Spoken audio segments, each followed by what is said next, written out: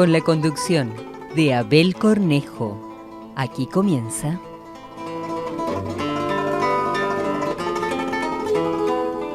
Güemes ante la historia.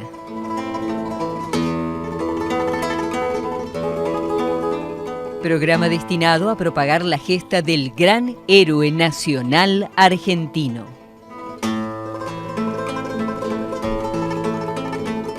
Güemes ante la historia. Con el auspicio del Gobierno de la Provincia de Salta, Biblioteca Dr. Atilio Cornejo y LRA 4, Radio Nacional Salta.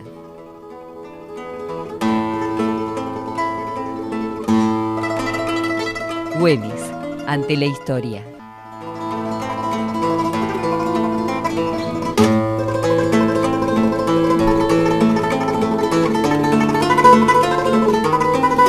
Buenas noches Salta, buenas noches Milagros. Buenas noches Abel, buenas noches a todos nuestros oyentes de Radio Nacional. A todos esos que están en los rincones más recónditos de nuestras provincias y que nos acompañan en la noche de los viernes.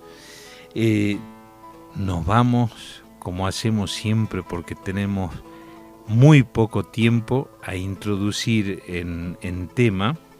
Pero antes de decir quién voy a hablar, ¿por qué no me contás un poco? Viajamos al Reino de España, al norte, al País Vasco, y me decís cómo se llama un municipio donde nació el personaje del que vamos a hablar hoy. Estamos hablando de Elgueta, que fue un municipio español de la provincia de Guipúzcoa, perteneciente a la comarca del Alto Deva. Se ubica en un promontorio poco resguardado, situado en la frontera de Guipúzcoa con Vizcaya. Históricamente, su posición geoestratégica sirvió como punto clave en las guerras libradas en la península ibérica. El escudo de armas del pueblo es una hoz y unos abrojos en campo de gules. Gules, en heráldica, es el color rojo vivo. De las villas fundadas en la Edad Media en Guipúzcoa, Elgueta fue una de las pocas en recibir un nombre de origen inequívocamente vasco, ya que los reyes castellanos tenían la costumbre de bautizar las nuevas villas con nombres romances. Elgueta, en euskera, que es el idioma en que se habla en el País Vasco, significa lugar del campo cultivado. A vos que te gusta el campo, esa es la traducción, que ahora algunos ponen vascuense y está muy mal eso, no es vascuense y los vascos se enojan con razón. El idioma se llama euskera, y el país vasco, en vasco se llama Euskadi. Allí nació el brigadier don Pedro Antonio Olañeta Marquiegui, figura central del bando realista en la Guerra de la Independencia y una persona de una biografía muy particular, daría para escribir una novela histórica, tanto de Marquiegui como de su mujer, de Olañeta Marquiegui como de su mujer, Pepa Marquiegui. No fue un error a propósito, sino que eran primos hermanos. Pedro Antonio Olañeta viene muy joven. Él nació en Elgueta, en Guipúzcoa, en el Reino de España, en 1770. Provenía de una familia humilde. Su padre fue don Pedro Joaquín Olañeta y su madre, doña Úrsula Marquiegui. Cuando tenía 17 años, en 1787, es decir, 2 años después del nacimiento de Martín Miguel de Güemes, se afincó junto a su hermano Miguel en América del Sur y comenzó su actividad comercial en diferentes rubros en la ciudad de Potosí, Jujuy y Salta. Sin perjuicio de ello, se alistó en las tropas regulares que servían al rey de España. Rápidamente alcanzó la prosperidad económica y empezó a encontrar ciertos enconos entre el vecindario de estas ciudades, en donde lo apodaban el contrabandista. Y así amasó una fortuna, ¿no? El 2 de noviembre de 1810 se casó con su prima hermana Josefa Raimunda Marquiegui Iriarte, que es descendiente directa del fundador de Jujuy, por vía de los Iriarte, que tenía por entonces 13 años. Esta sería más tarde conocida como Pepa Marquiegui, fue famosa por su belleza. Decían que era la mujer más bella del norte. De esa unión nació una única hija que se llamaba Genara de Olañeta Marquiegui, que posteriormente se casó con Claudio Helio Melitón de Rivero Lemoine. El empobrecimiento del padre de Pepa, don Ventura Marquiegui, padre también de los oficiales realistas Guillermo y Felipe Marquiegui, lo impulsó a que su hija contrajera matrimonio con Olañeta, dada la fortuna que ya había amasado. Por vía materna, Pepe y sus hermanos Guillermo y Felipe eran primos segundos de Güemes. Qué notable esto, ¿no? Pues su madre, doña María de la Asunción Felipa de Iriarte Goyechea, era prima hermana de la madre del caudillo María Magdalena Goyechea y de la Corte. Cuando se produjo la Revolución de Mayo, primero tuvo una actitud vacilante Olañeta, pero a partir de 1811 abrazó con fervor la causa realista. Hábil para el manejo del dinero, pronto comenzó a destacarse por su lealtad al rey con tal entusiasmo que era el principal abastecedor de recursos a las tropas españolas. Supo aprovechar el aislamiento comercial de Salta y Jujuy que se impuso luego a la Revolución de Mayo y que luego fue continuado por Güemes para sortear todos los obstáculos e introducir mercadería de manera subrepticia. A ello se le sumaba su acabado conocimiento de cuánto camino, sendero o atajo existía entre Potosí y Salta. Esta era la zona de influencia de Olañeta, lo cual facilitó el desplazamiento de las fuerzas españolas, como así también comenzó a hacerse imprescindible en todas las invasiones e incursiones que se desplegaron sobre Salta y Jujuy. Tal vez por esa prosperidad y su conocimiento del teatro de operaciones, la oficialidad realista recelaba de Olañeta, quien durante un tiempo fue relegado sistemáticamente en sus ascensos. Solo su tosudez y perseverancia los llevaron a convertirse en un eslabón fundamental de todas las invasiones que se llevaron a partir de 1815. Así, por ejemplo, en 1821, luego de que Güemes fuese herido mortalmente, entró a Salta de manera triunfal, detentando un poder absoluto y secundado a caballo por su bella mujer.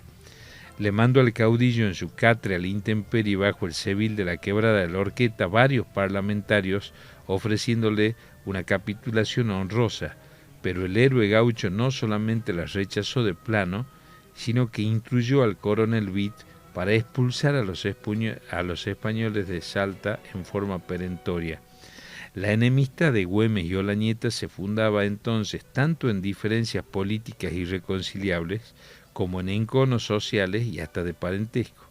Olañeta, además, a diferencia del resto de la oficialidad española, mantuvo fluido contacto con los detractores del gobernador de Salta, coaligados, como ya dijimos en los dos programas anteriores, en la facción de la Patria Nueva y con el presidente de la República del Tucumán, Bernabé Araoz.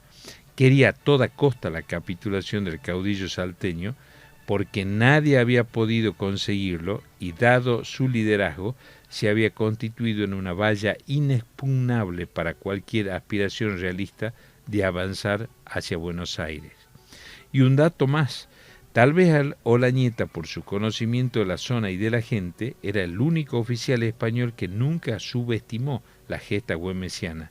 Fue así que, aprovechando su defección, se puso en contacto con Mariano Benítez, a quien Güemes antes le había perdonado la vida, y fue el artífice para marcarle el rumbo a José María Valdés el Barbarucho por el camino del despoblado, para tramar la celada que le costó la vida al héroe gaucho. Yo he hablado mucho ya y todavía no te escuché, así que... Yo me quedé pensando en lo que hablabas de Olañeta. En realidad tenían casi la misma edad con Güemes, tenían poca diferencia de edad. Sí, un poco mayor que Güemes, mucho mayor que su mujer. Te voy a contar un dato de color que cuenta la leyenda. Oscar Rebaudo y Basavilbaso, un historiador jujeño, allá por los 70, escribió un libro sobre la vida de Pepa Marchiegui, quien tuvo un fogoso romance nada menos que con don Mariano Necochea, uno de los capitanes preferidos del general San Martín. Y este amor que perduró lo llevó hasta la tumba Pepa Marchiegui, ¿no?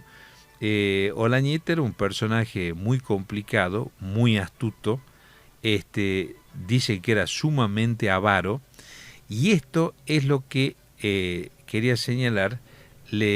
Con el oficial español que mayores diferencias tiene es con el mariscal La Serna, que después va a ser virrey del Perú, porque cuando La Serna llega a América y se hace cargo de la tercera invasión realista a Salta, y le dicen que como siempre Olañeta estaba afincado en Jujuy, iba y venía a Potosí según la suerte de las tropas realistas y conocía tanto la zona, se lo utilizaba como una especie de vanguardia permanente.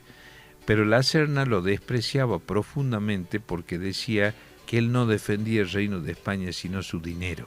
Ese era el concepto que había. Después vamos a ver qué pasa sobre el final, pero ¿qué tal si recitas algo y le rendimos un pequeñísimo homenaje a un queridísimo amigo, amigo del director de esta emisora también, amigo tuyo que te dedicó un poema, una persona entrañable como fue el querido Luchín Andolfi, y en este soneto que vas a leer, que a mí se me representa un poco la descripción de alguna manera, si no de los gauchos, de la gente del campo de Salta. Hemos elegido juntos esta tarde este soneto de estos poemas elegidos de Luis Andolfi, a ver, que se llama así: Esta gente.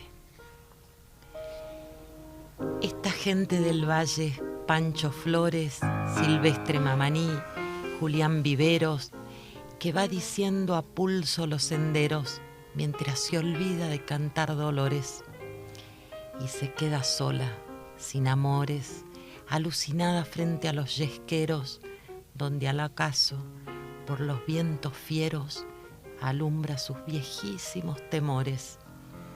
Esta gente que va por serventías, creciendo lentamente los percheles, está soñando con alguna aurora. Y aunque nada le queda de los días, ella me da su mundo de laureles en la baguala que en sus ojos llora. Una belleza este soneto de Luchín, y lo recordamos así hoy, ¿no? Hay número una palabra, a él le gustaban, tenían palabras particulares, la palabra serventía, que es el camino de servidumbre que pasa de una finca a otra, ¿no? La utiliza ahí. Siempre recordarlo a Luchín Andolfi nos trae a la memoria tantas conversaciones, tantas charlas y tanto que uno aprendía con Luchín y con sus anécdotas y con sus coplas, ¿no? Y si se lo pudiese definir así en 3 palabras, se podría decir que era un ser irrepetible. Así es. Eso fue Luchín. De la poesía habría que pasar a la música hoy. Así estamos en el arte. Para escuchar a alguien a quien yo quiero y he admirado muchísimo de chico, y hace mucho que no oigo, que es una voz que, bueno, tuvo una promisoria carrera musical, hija de un enorme poeta como fue Jaime Dávalos, y siempre es un gusto y un honor escucharla a Julia Elena Dávalos cantar. ¿Qué va a cantar? La Gaucha de Güemes. Ahí vamos.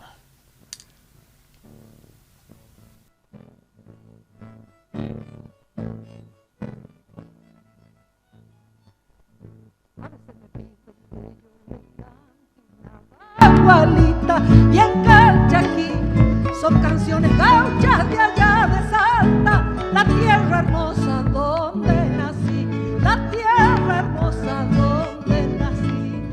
Si es que usted se deja que lo engualiche, cuando la vea me va a robó el alma tu salta linda, dulce y picosa como el ají, dulce y picosa como el ají.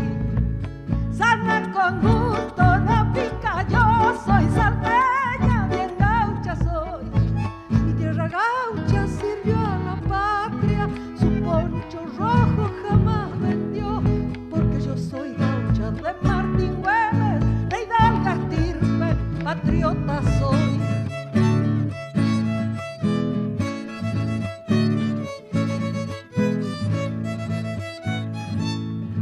Yo llevo mi poncho como un orgullo en el costado del corazón, con el legado inmenso de Martín Güemes, y a donde vaya con él me voy, y a donde vaya con él me voy.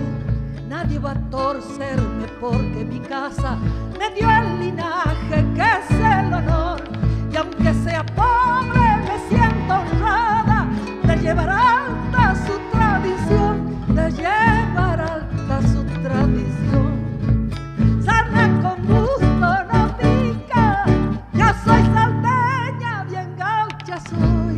Mi tierra gaucha sirvió a la patria, su poncho rojo jamás vendió, porque yo soy gaucha de Martín Güemes, de hidalga estirpe, patriota soy.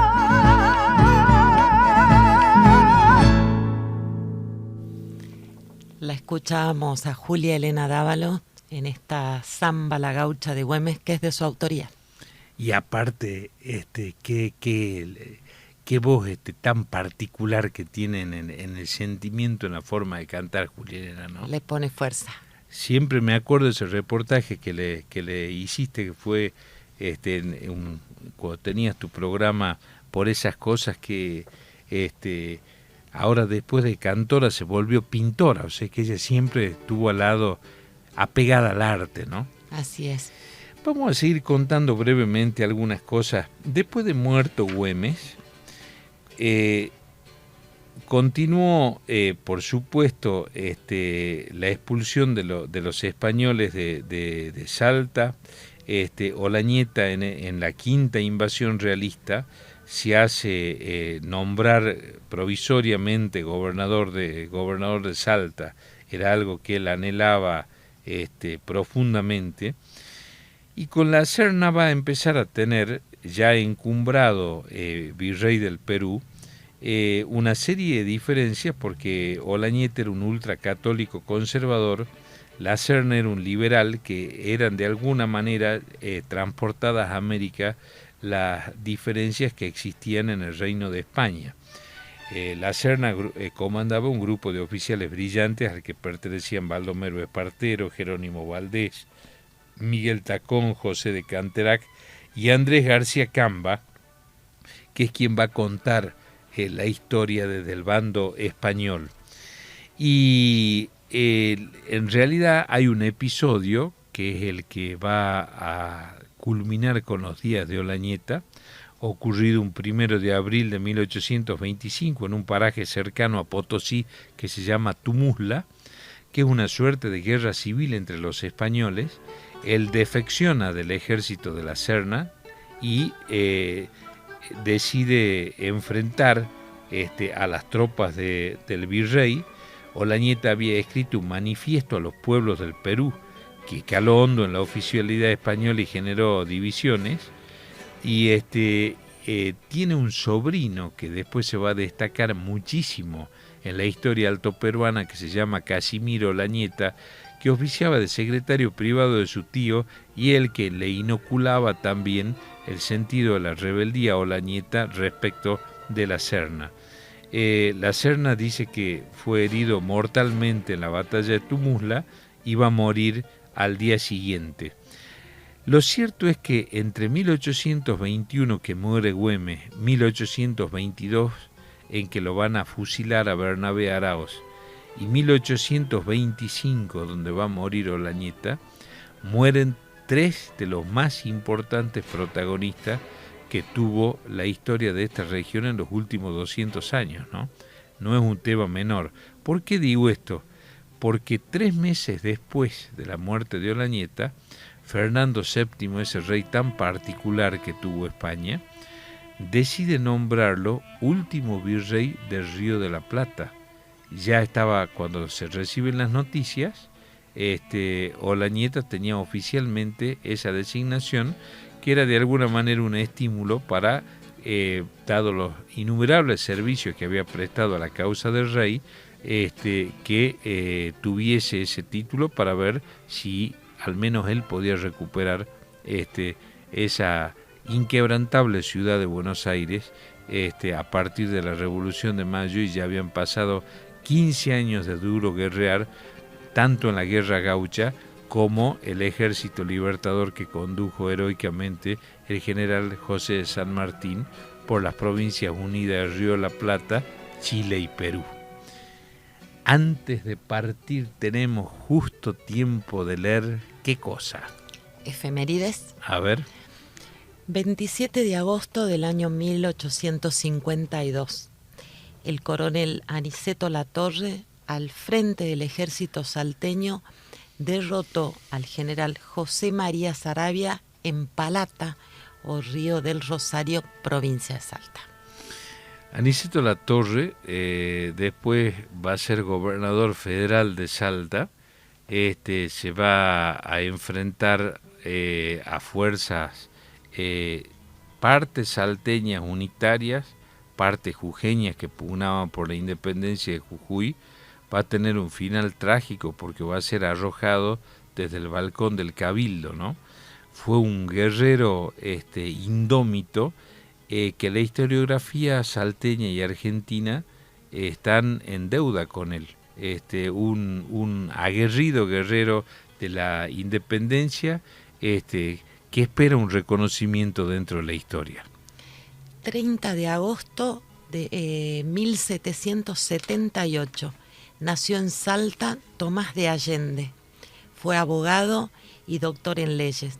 Fue gobernador de Salta desde el 24 de diciembre del año 1810 hasta el 11 de junio de 1811. Falleció en Potosí el 9 de abril de 1815. Tomás de Allende pertenece a ese grupo de gobernadores que los precedieron a Güemes en esa etapa tan turbulenta de la historia de Salta, donde hubo gobernadores patriotas, gobernadores realistas, y él le tocó presidir ese tiempo la provincia hasta previamente al sexenio de 1815 a 1821, que la condujo Martín Miguel de Güemes. 30 de agosto, un 30 de agosto de 1867, el coronel Pedro Frías del Ejército Nacional derrotó al caudillo Felipe Varela en Molinos, provincia de Salta. Felipe Varela viene por los cerros del Tacuil, el valle lo espera y tiene un corazón y un fusil. Esa es una letra del inolvidable José Ríos, querido poeta salteño José, que le puso música nada menos que el coco José Juan Botelli. Y que esa samba, la Felipe Varela, la hacen famosa, ese conjunto extraordinario que tuvimos los salteños de fama internacional, que fueron los fronterizos, y es un episodio que no corresponde relatarlo a este ciclo, pero toda la vida de Felipe Varela y la invasión a Salta forman una época casi legendaria de la historia argentina. Yo lo reivindico a Felipe Varela en lo siguiente. La historia mitrista ve en Varela una especie de bárbaro, pero en el manifiesto de los pueblos americanos que él escribe, exaltando el federalismo argentino, es el último grito federal que cuando uno lee ese manifiesto y ve lo que sucede en el país 200 años más tarde en cuanto a la postergación de las provincias del norte, dice cuánta razón tiene Felipe Varela, que fue elevado al rango de general de la nación, me parece que en el año 2013, y así se llama también el aeropuerto de la ciudad de San Fernando del Valle de Catamarca. Y una última anécdota, eso si algún turista nos está escuchando o algún salteño desprevenido que no lo sabe, cuando uno va camino a Cafayate y llega al paraje de Tres Cruces. ¿Dónde están las Tres Cruces? Las Tres Cruces. Esos fueron 3 valientes cafayateños que murieron ante la invasión de Felipe Varela cuando venía avanzando desde los cerros del Tacuil. Y así ha pasado vertiginosamente otro viernes más. Así es, se nos termina el tiempo, 8:30 de la noche. Como corresponde. Entonces saludamos especialmente a nuestra audiencia hasta el próximo viernes. Así es, hasta el próximo viernes los esperamos acá en Güemes ante la Historia.